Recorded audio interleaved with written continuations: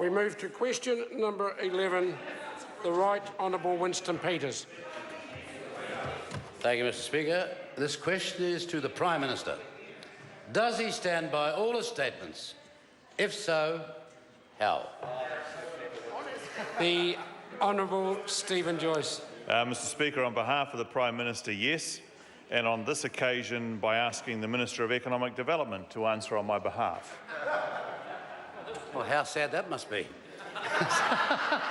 Supplementary question, Mr. Speaker. Supplementary question, the Right Honourable Winston Peters. If the TPPA was, in his words, definitely possible less than 2 weeks ago, will he now admit how sad it is that so much that he has endorsed lately, from the flag referendum to Brexit and the Clinton campaign, keeps turning to custard? What was the question? Well, I couldn't gather the question either, so can we have a repeat, very slowly. please? Order.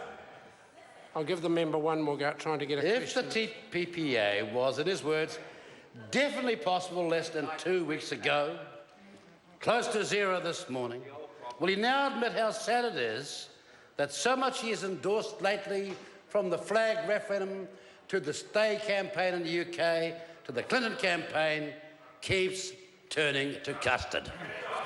The Honourable Stephen Joyce. Well, Mr. Speaker, on behalf of the Prime Minister, the things he cares about is the fact that New Zealand is growing at 3.5% a year, the fact that we've added as a country 35,000 jobs in the last quarter alone, and 350,000 jobs since the height of the GFC, that wages in the last year grew on average at 1.9%, while inflation grew only at 0.4%. And the member may like to revel in his ability as a prognosticator, Mr. Speaker, but even a broken clock is right twice a day. Supplementary question. Oh, sorry. Supplementary question, the Honourable David Parker. Does he stand by his statements that the TPP is critically important to the future of the New Zealand economy? And given that that is not now proceeding, does he admit there's a major hole in his economic plan for the country? The Honourable Stephen Joyce. Well, Mr. Speaker, on behalf of the Prime Minister, in terms of trade generally, yes, this government is in favour. It remains in favour of TPP. And I will answer the question for you, clown over there, Mr. Clown. The reality of it is that this government... We got that response because of the interjection, which in itself was not helpful to the order of the House. Now the answer's been given, so the members should listen to the answer without the boorish behaviour. Honourable Stephen Joyce was to continue. Mr. Speaker, as I was saying, yes, this government remains in favour of free trade because of the benefit it brings New Zealand exporters in giving them the opportunity to sell their goods to countries around the world. And the opposition may say blah, blah, blah, and every time they say that, their vote decreases in regional New Zealand. Order. Point of order, David. Sir, I do not believe that the Minister addressed the question, and that was what was causing the disturbance. It was a very specific question about a holding plan. Order, we don't need any more assistance. Go back and look at the hands when it comes out later on. There is absolutely no doubt that the Minister addressed what he thought was critical to New Zealand's trade opportunity. The member, if he took less time clapping and more time listening, he might have heard the answer.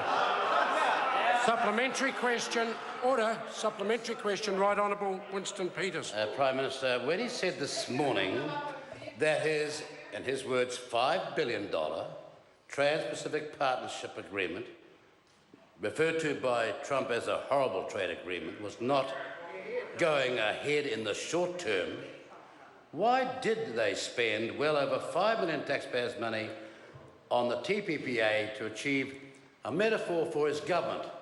Absolutely nothing. The Honourable Stephen Joyce on behalf of the Prime Minister. Well, Mr. Speaker, on behalf of the Prime Minister, I'm intrigued as to why the member doesn't back New Zealand exporters. I'm intrigued as to why he comes here supposedly from the Northland electorate and doesn't back Northland exporters, Mr. Speaker, because actually it is in New Zealand's interest to develop trade deals.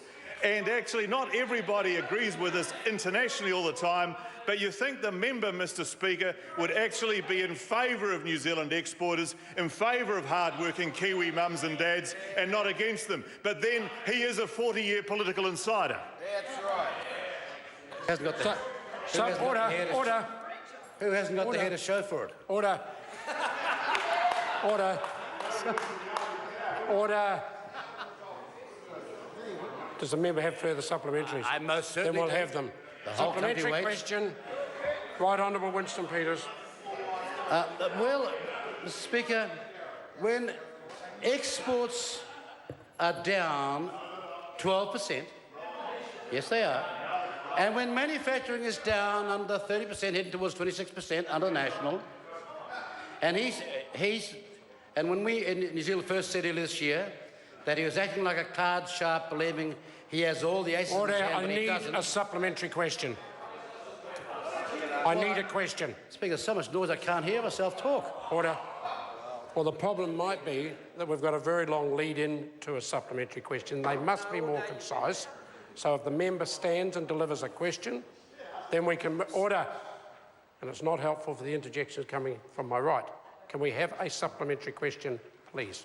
Speaker, with exports down and manufacturing down, and the TPPA having him acting like a card sharp, thinking he's got all the aces and he doesn't, and that's what we said at the beginning of the year. Order. I want the Can question. I ask him, since you want the question, why didn't he listen to us? The Honourable Stephen Joyce. Well, Mr Speaker, in behalf of the Prime Minister, he's wrong about exports. They're up. On behalf of the Prime Minister, he's wrong about manufacturing. That's up.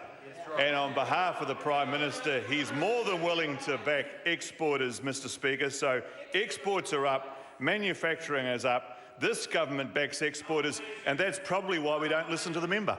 Supplementary question.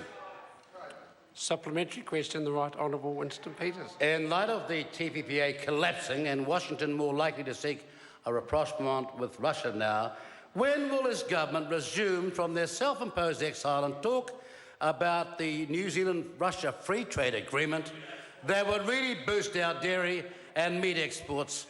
And Mr Bennett, being in love with the Russians, would love it as well.